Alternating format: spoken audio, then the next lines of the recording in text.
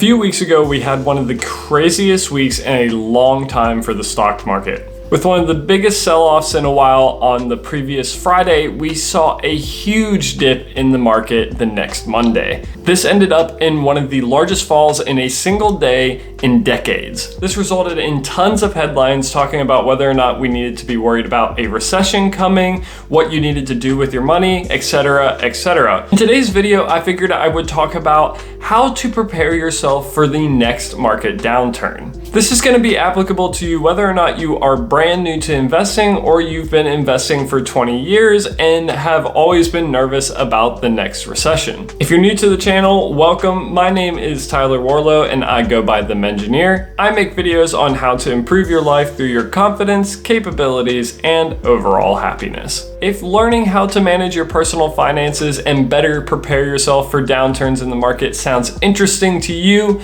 let me know with a like and subscribe to the video to join me along in this self-improvement journey. First off, quick disclaimer, I am not a financial expert. You should not make any decisions based solely off of the advice that I give in this video, and make sure that you do all of your own research. Any financial decisions that you make are your own. Now with that covered, let's go ahead and jump into the video. When it comes to surviving the next market downturn, you first off need to examine what your personal risk tolerance is. And this is going to depend on multiple factors. For instance, age or excess income can come into play here. If you're younger, you're gonna have a lot more wiggle room to play with, so you can afford to take on more risk, because if a downturn happens, you'll have a lot more time to recover. If you have a lot of excess income, you also might be able to take more risk because you didn't necessarily need that income in the first place. You should not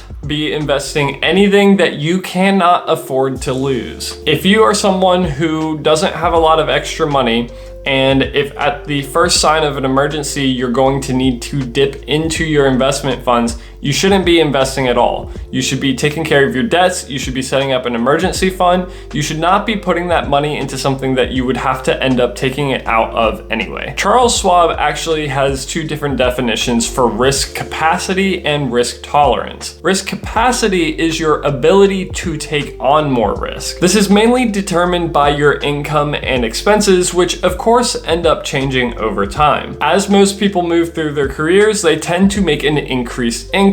Let's assume that your expenses stay about the same, then you end up having a lot more disposable income to work with. This is what risk capacity means. This means that if your expenses stay about the same and you have increased income, you have more income that you are able to risk. Risk tolerance is how you respond to risk. Take myself for example. Because I am young, I'm willing to take on a pretty significant amount of risk. I do not invest any of the money that I need in order to live my life. I have a 6-month emergency fund, so I don't really need the money in my investment account at any point. If all the money in my investment account went to zero, I still have 40 years to try and recover that money. So I'm much more willing to take on risk that could potentially give me high returns right now because I know I have a lot of time to recover. However, there are a lot of people out there that at the first sign of a market downturn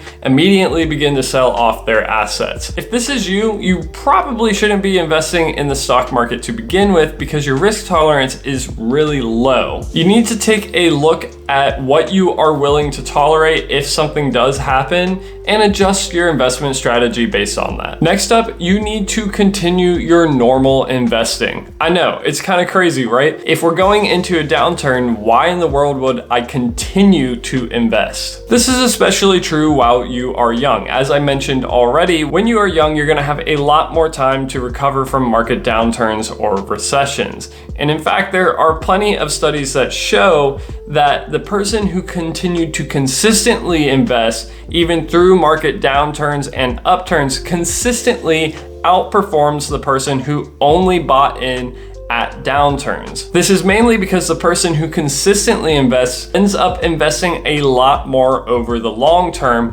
which ends up giving their money the ability to grow that much more. Ideally, when you set up a retirement account, you don't want to really be checking these that often. If you're the type of person who's going to be checking your retirement account every single day, then this probably isn't something that you should be doing. Your retirement counts are long-term investing. By continuing to do what you're already doing, you're only setting yourself up for success. One thing to keep in mind is if the market does a downturn, this is great for the long-term investor. Why? Because you're able to now buy stocks at a cheaper price than what they were before.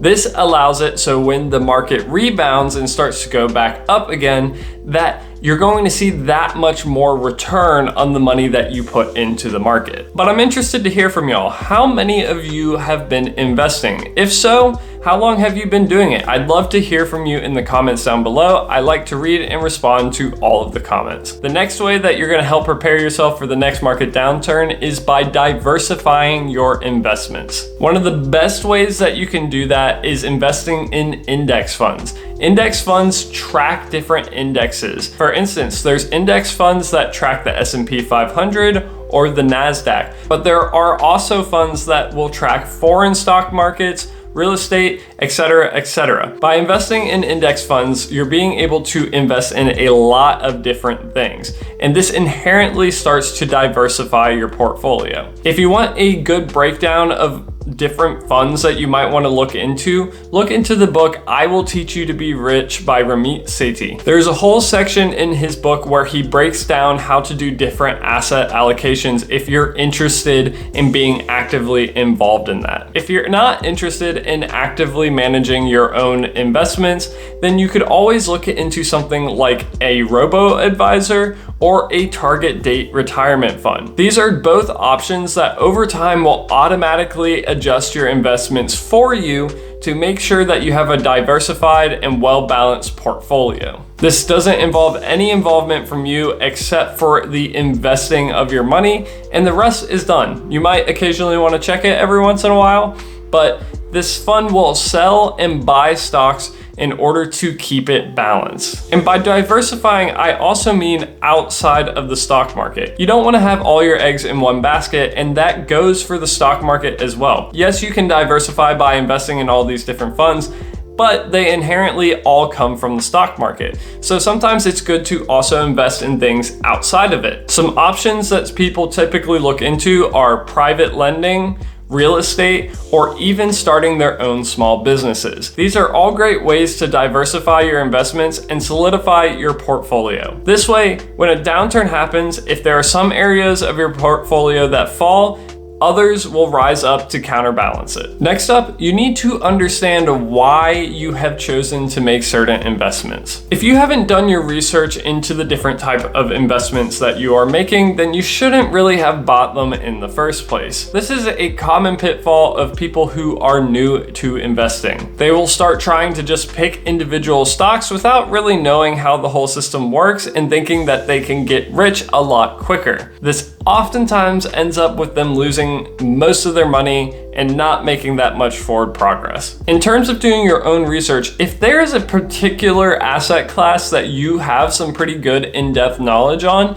then you should make that a good chunk of your investing strategy. For example, farmers might invest in livestock or farmland and do much better than the average investor who's trying to invest in these things because they have a deep and knowledgeable understanding of that industry. They will know the different trends and ideas that they need to look for to know whether or not something is a good investment. When you're doing your research for your investments, you need to understand the strengths and the weaknesses of each type of investment that you make, because this is going to play into your overall risk tolerance that I mentioned earlier. For me, I just focus on index fund investing. They're a pretty low cost option that just follow the stock market, and at this point in my life, that's all I really need to focus on. Now, Now, the final thing that you can do to prepare for a market downturn has less to do with your investments and more to do with your cash. Most people have some form of a savings account, whether it's for emergencies, vacations, or to buy a car or house. What you want to do is take that cash that you have and put it into a high yield savings account. High yield savings accounts are accounts that have a higher interest rate on the accounts itself. I used to have my money in a credit union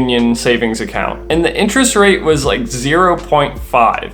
And I would have thousands of dollars in there. But then I went ahead and moved it over to a Capital One account whose interest rate was 4.65%. This allowed me to make a lot more money per month given how much money I had in there. So while it's not necessarily an investment strategy, it allows you to still have some safe money that isn't tied up in investments that can still grow in some form. One tip of advice that I will give is before you put your money into that high yield savings account, make sure that it is FDIC insured. There are a lot of saving accounts out there nowadays that are not FDIC insured.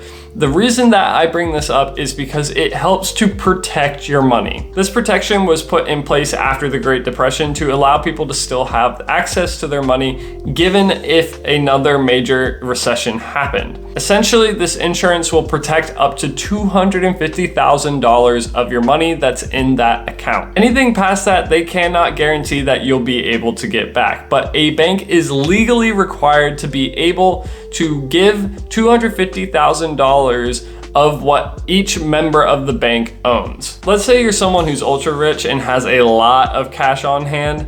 Well, then you might want to consider splitting that between multiple accounts.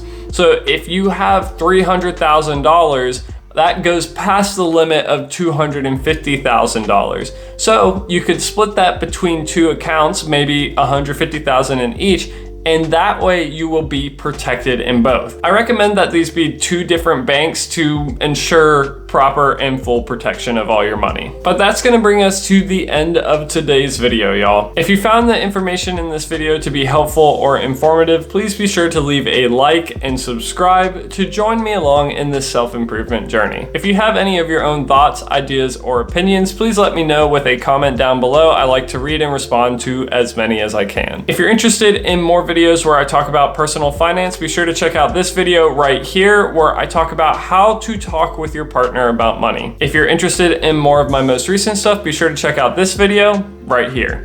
But until the next time, this is the Mengineer, signing off.